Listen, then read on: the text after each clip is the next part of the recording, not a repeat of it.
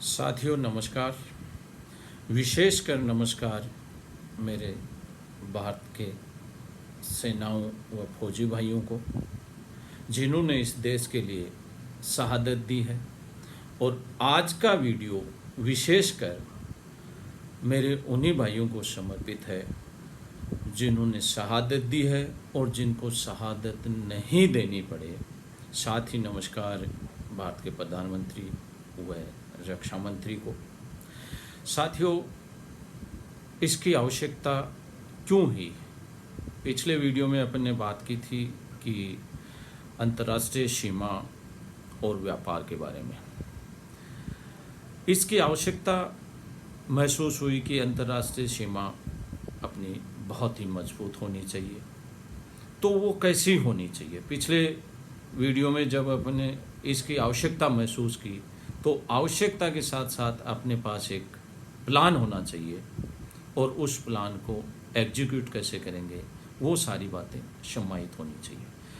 साथियों, आज उस प्लान के बारे में बात कर रहे हैं जिसमें अपने फौजी भाइयों को शहादत नहीं देनी पड़े, देश का एक मजबूत परकोटा हो, ऐसा सेनाओं और दीवारों से सुसज्जित परकोटा हो जिसमें अपने देश के फौजी भाइयों को शहादत नहीं देनी पड़े और सुरक्षा की दृष्टि से देश और भी बहुत मजबूत हो जाए। साथियों, मैं उसी प्लान पे चर्चा कर रहा हूँ। प्लान थोड़ा सा टेक्निकल है तो इसको हो सकता है आपको 2 बार सुनना पड़े, 4 बार सुनना पड़े। उसमें ये समझ में आ जाएगा कि मैं आपके साथ किस तरह के प्लान की चर्चा कर रहा हूँ। साथियों, सबसे पहले मैं बात कर रहा हूँ कि अंतर्राष्ट्रीय सीमा के ऊपर अपना प्लान जो आगे अपन चर्चा करने जा रहे हैं ऐसा बनना चाहिए। साथियों, सीमा पे सबसे पहले एक छोटी बाउंड्री होनी चाहिए जो अपनी सीमा को दर्शित करे।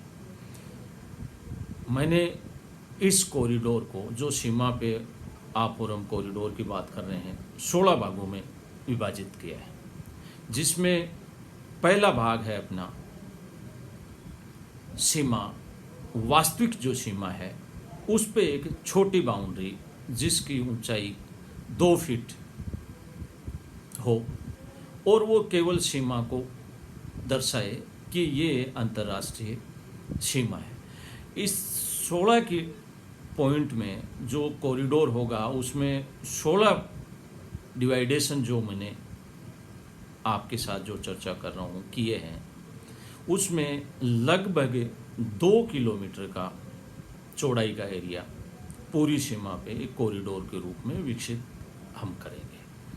आप और हम जो विकसित करने की बात कर रहे हैं वो 21,000 किलोमीटर भारत की सीमा पे जिसकी लंबाई होनी है।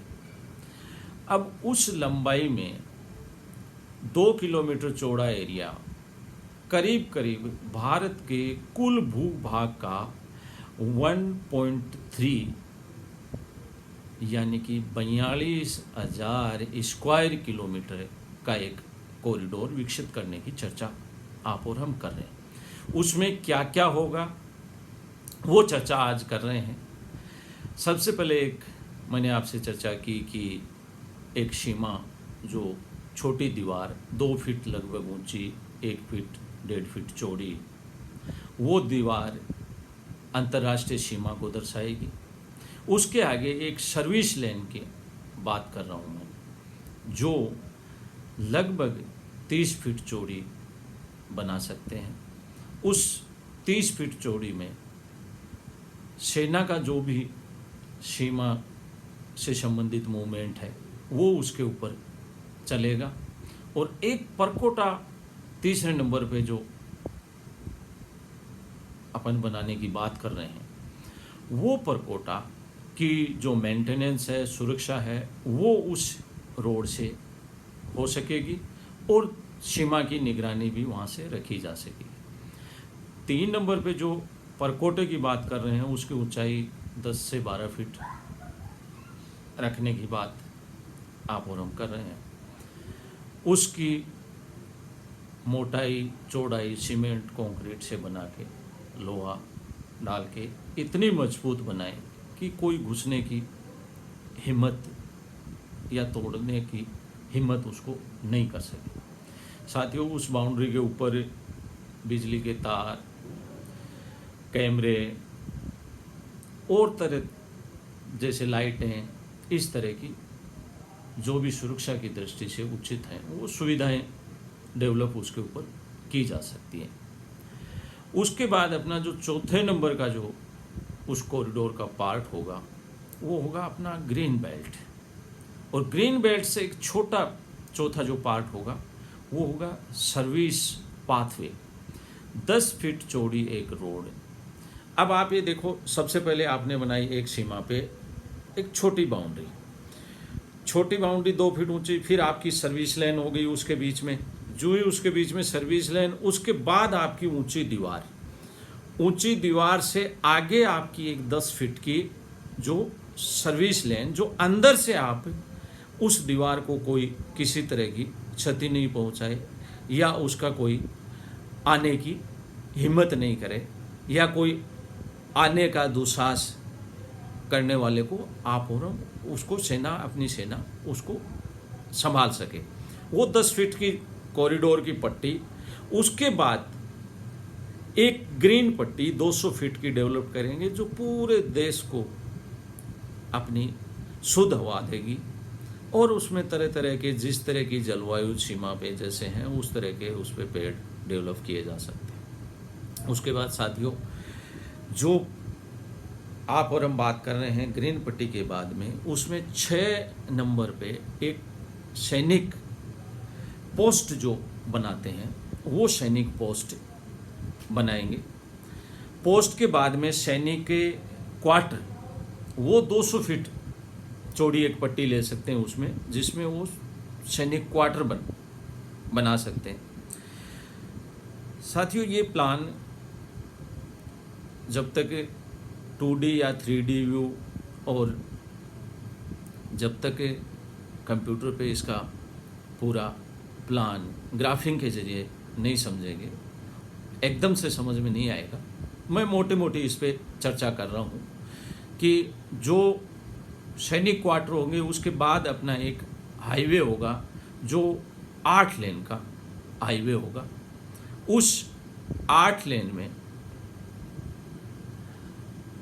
आने और जाने वाले दोनों यातायात की सुविधा होगी। उसके बाद साथियों, जो भी अपनी जो हाईवे है उसके बाद में सुविधाएं डेवलप हो जाएंगी एक साइड, जो बड़ी महत्वपूर्ण, इकोनॉमी की दृष्टि से बड़ी महत्वपूर्ण होंगी। उसमें आपके जितनी भी फ्यूल लाइन है, इलेक्ट्रिक लाइन है, संचार के साधन हैं, इस तरह की सुविधाएं वो जो 9वां भाग उस कॉरिडोर का होगा उसमें डेवलप होंगी। 9वें भाग में आपकी जो हाईवे डेवलप होगी और 10वें भाग में जो मैंने बताया वो सुविधाएं डेवलप होंगी। और 11वां भाग है उसका, उसमें मेट्रो का प्रावधान रखा गया है, जिसमें मैं आगे चल के चर्चा करूंगा आपसे कि ये सुविधाएं क्यों रखी जा रही हैं, क्या काम आएंगी, क्योंकि इस एक साथ वीडियो में, इसमें प्लान में बहुत लंबी चर्चा हो जाएगी। इसकी अलग अलग चर्चा करेंगे कि इस भाग का उद्देश्य क्या रहेगा, ये क्यों रखा गया है। उसके साथ ही साथियों, रेल 12 नंबर पे, 13 नंबर पे वाटर हार्वेस्टिंग, जो उस एरिया से जो पानी इकट्ठा होगा, जो बरसात का पानी है, उसको ज़मीन में कैसे भेजा जाए और वाटर लेवल को कैसे बनाए रखा जाए, वो उस पानी का निस्तारण, ताकि पानी का भराव नहीं हो, उस समस्या के जल निकासी की समस्या के लिए वाटर हार्वेस्टिंग एक पट्टी बनाएंगे। उसकी चौड़ाई करीब 50 फीट के आसपास रख सकते हैं। और वाटर सप्लाई के लिए जैसे नहर है, पाइपलाइन है, इस तरह की सप्लाई के लिए एक पट्टी अपने को डेवलप करनी पड़ेगी, जो पाइपलाइन के रूप में हो सकती है, नहर के रूप में हो सकती है। साथियों, 15 नंबर की जो पट्टी है वो आपकी एक्टिविटी पट्टी जो होगी टूरिस्ट पट्टी के नाम से, वो उसमें होटल, रेस्टोरेंट, वाटर पार्क, ढाबे, इस तरह की डिफरेंट टाइप की एक्टिविटी शुरू की जा सकेगी। जो भी सीमा पे भ्रमण के लिए टूरिस्ट जो निकलेंगे उसको सुविधाओं के लिए ये पट्टी डेवलप की जाएगी। इसके बाद एक पट्टी जो भारी हथियार होते हैं, एयरपोर्ट्स हैं, इसके लिए जैसे आर्टिलरी है, एयरफोर्स है, सेनाओं के आयुध डिपो हैं, इसके लिए एक किलोमीटर चौड़ी पट्टी डेवलप करेंगे। 2 किलोमीटर चौड़े एरिया को और आप और हमने ऐसे 16 भागों में बांटा कि ये एक प्लान है जो भारत की सीमाओं को मजबूत करेगा, भारत के टूरिस्ट को बढ़ावा देगा और भारत के सेनाओं में जो एक ये रहता है कि कभी ड्यूटी ठंडे एरियाज में लगी रही है, वहाँ सुविधाएं नहीं हैं, कभी पहाड़ों पे ड्यूटी है, वो एक इतना सुविधाजनक कॉरिडोर हो जाएगा कि हर कोई सैनिक वहाँ जाने के लिए, देश का भ्रमण करने के लिए, सीमाओं पे रहने के लिए अपना सौभाग्य समझेगा। आज इसको सैनिक भाई हमारे दुविधा समझते हैं, उसको सौभाग्य समझा जाएगा, उसके ऊपर इतनी सुविधाएं डेवलप होंगी, इतना सुंदर होगा, इतना प्रकृति के साथ जुड़ा हुआ होगा। इस कॉरिडोर के बनने के बाद भारत की सुरक्षा को कोई भी सेंध नहीं पहुंचा सकता।